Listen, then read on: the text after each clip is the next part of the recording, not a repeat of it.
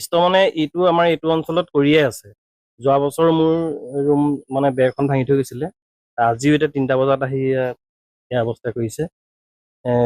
মানে ইমান মানে হেৰি কৰি আছো মানে ষ্ট্ৰিক লাইটৰ পৰা ধৰি জাটকালৈকে ইমানেই মানে বিশেষকৈ মই যোৱা বছৰ নুমলীগড় ৰিফাইনেৰী CSR চেণ্টাৰত এপ্লিকেশ্যনো কৰিলোঁ।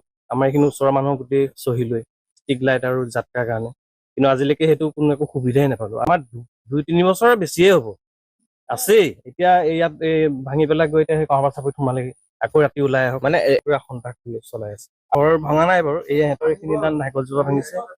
তাৰপৰা সেইদিনাখনেই আমাৰ এই ভদেশ্বৰ তাঁতীৰ নবৌৱেকৰ ঘৰ ভাঙিলে।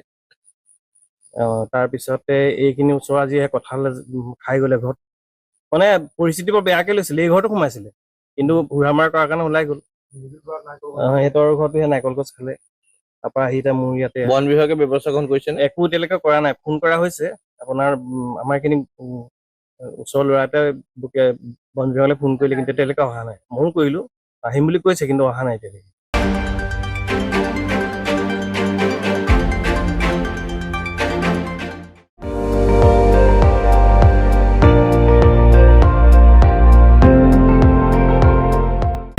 আপুনি চাই আছে ND24, সৰ্বশ্ৰেষ্ঠ নহয় সৰ্বোত্তমৰ দৌৰ।